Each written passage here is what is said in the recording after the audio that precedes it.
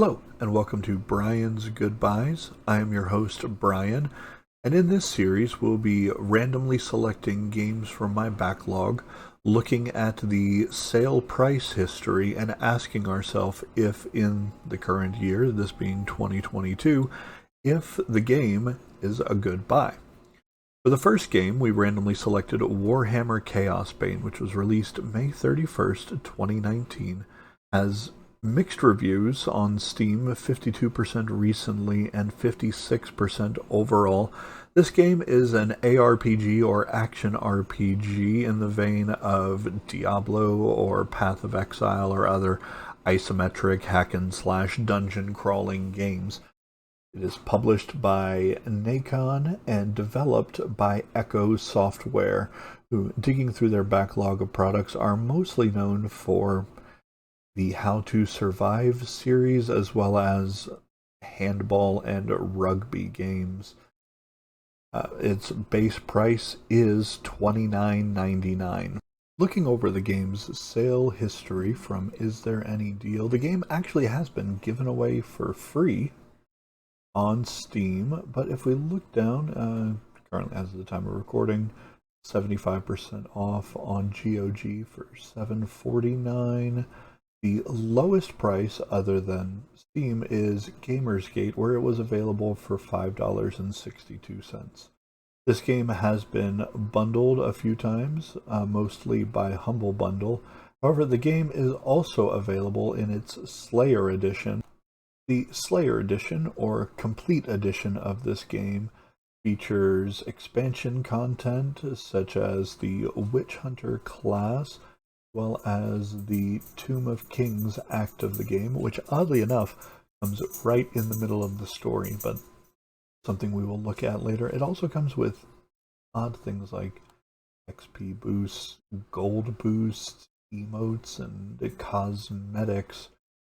And it currently has a historical low of $7.99. So after watching this, if you decide that you do want all of the additional content, you can get it at a pretty decent price, not much more than the base price of the game. So that being said, let's take a look at the actual game itself. Now, before we begin, full disclosure, I have not fully completed this game. I'm currently on Chapter 3, and my highest level character is level 36. I have experimented with some of the other classes. The highest level alt that I have is level 18, and of course, both of my two highest level classes are dwarves. So, if there's a dwarf, I'm going to play it. Now, my Steam playtime is not accurate. It did not take me 33 hours to reach this part of the story. I have a tendency to just leave games running whenever my game time is going to be a lot of off and on time. My most recent achievements are finish Act 2 and acquire 100,000 gold pieces, which puts me at about 44% game completion. Looking at the character classes that you have available, they're all pretty standard. You have the Empire Soldier, the High Elf Mage, the Dwarven Slayer, the Wood Elf Scout, the Dwarven Engineer, and the Witch Hunter, which is unfortunately locked behind LC. Whenever you go to enter the game, you do have the option to change your difficulty, which is very derivative of the Diablo difficulty style. They range from very easy all the way up to Chaos 10. So there are lots of various degrees of difficulty. However, all these do is add health and damage to monsters. It doesn't add any depth to the gameplay. I've been playing on normal because I'm not a big fan of just giving enemies extra HP. So we hit the play button, and now this was very odd to me. We have the option to start either with Chapter 1 or where we have progressed up through Chapter 3. Now, here in the middle is Chapter 5, the Tomb of Kings, which requires an expansion to play. However, we do have the option to select Chapter 6, the Forges of Nuln. it seems like an odd design choice, but to each their own, I suppose. So we're going to select normal difficulty. We're going to jump right in where we left off and play.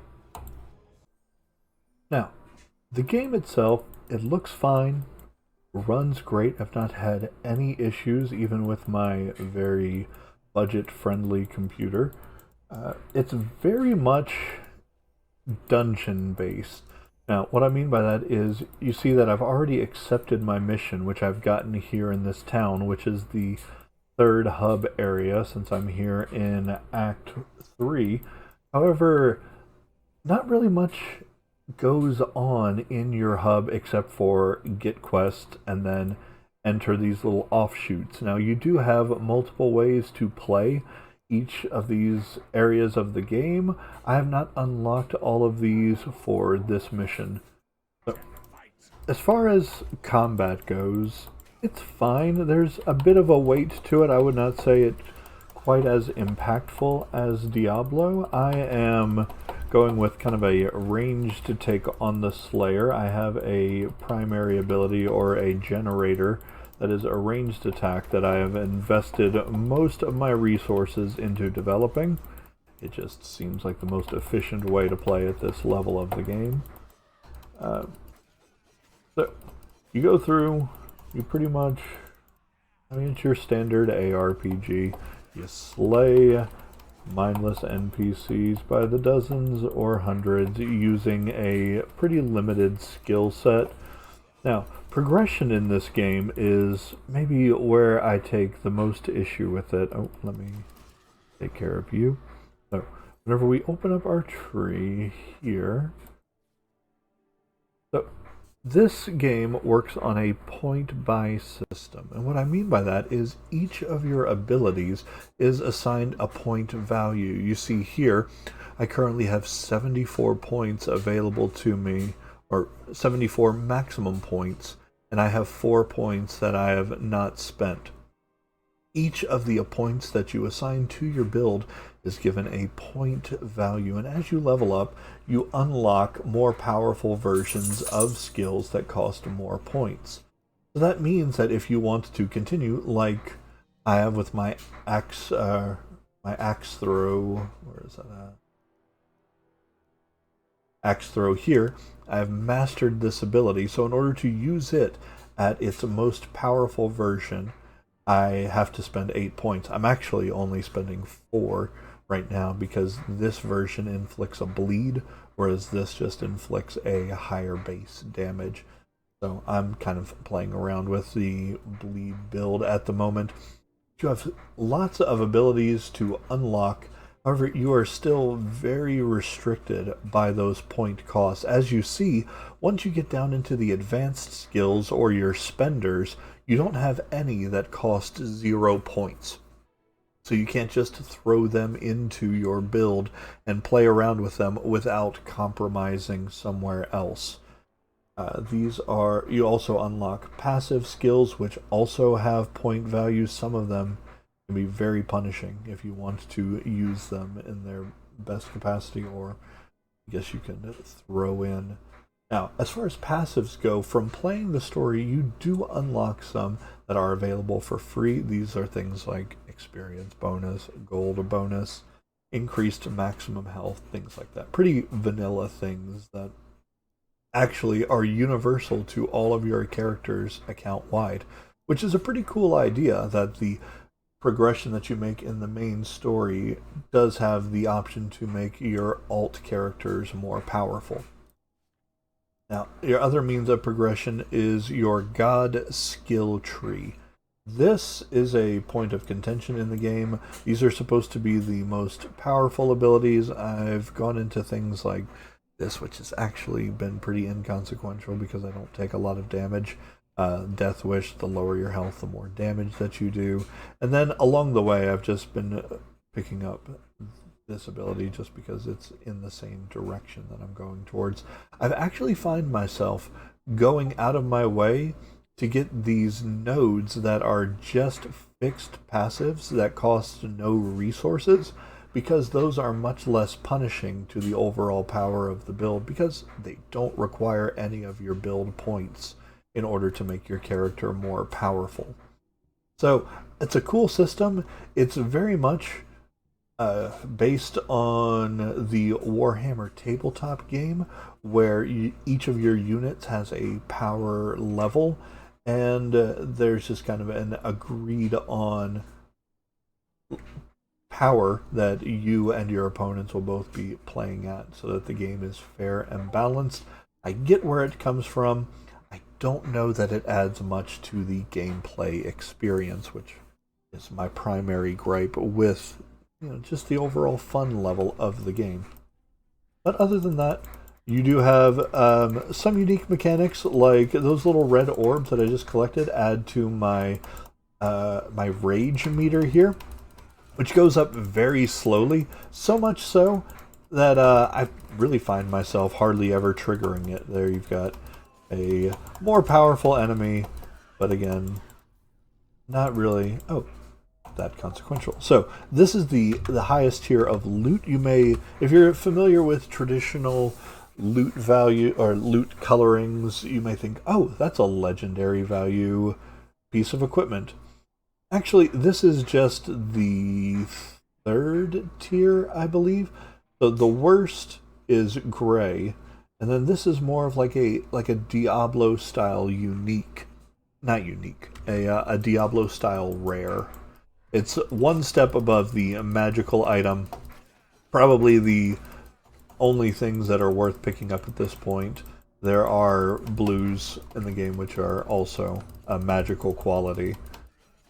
So, this is pretty much the game for me so far. I go through, I use my ranged attacks, collect these rage. It's all very, very standard ARPG. Could I play the game differently and maybe have more visceral combat? Could I turn up the difficulty and, have to be more strategic? Yes. However, like I said, all that it adds to the gameplay is just more HP, which means I might have to move backwards more often and throw more axes in order to kill my enemies. So, does this game do anything unique? Yeah, it does. It has the point buy system, and while I don't particularly enjoy it, I do appreciate its merits. I do acknowledge what it is based on, and it might be the main appeal of this game for a lot of people. The coolest feature that is very rare to this genre, things that you won't see in Diablo or Path of Exile, is loading. You do have drop-in, drop-out multiplayer. So right now I've actually just picked up my Xbox controller, and actually I haven't really played around with this much, but the secondary character is just following the character that I just added. So a unique feature that you may only see in games like Victor Vran, perhaps? This is my dwarven engineer here. She's a bit under-leveled for this section, but still not really having much trouble. So, final verdict. Is this game any good? I think it commits one of gaming's cardinal sins in that it is just fine. It is perfectly average. There's nothing wrong with it in any way. It's kind of bland, kind of boring, not really unique enough to stand out in a genre that has a long history of must-play games.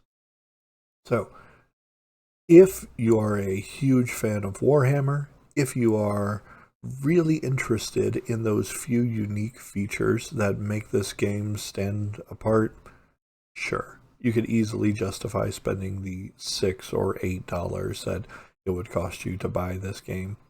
However, for my money, whenever there are games out there like Diablo that I think have so much more replay value, or even free games like Path of Exile or maybe even Lost Ark, I just don't know if this is justifiable. whenever you can always go to Humble Bundle and find Grim Dawn for $4, whenever Victor Vran is in bundles a couple of times a year. Even games like The Incredible Adventures of Van Helsing, all, to me, easier to recommend than Warhammer Chaosbane. So, that's pretty much my final judgment. If you liked the video, if you thought it was informative or entertaining, please leave me a like, maybe even a subscribe.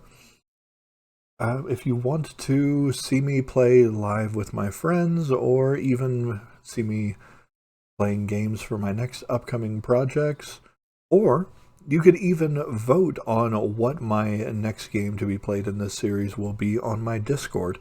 You can find me on Twitch. You can join me at Discord. All of those links will be down below in the video description. But that's all I have for you today.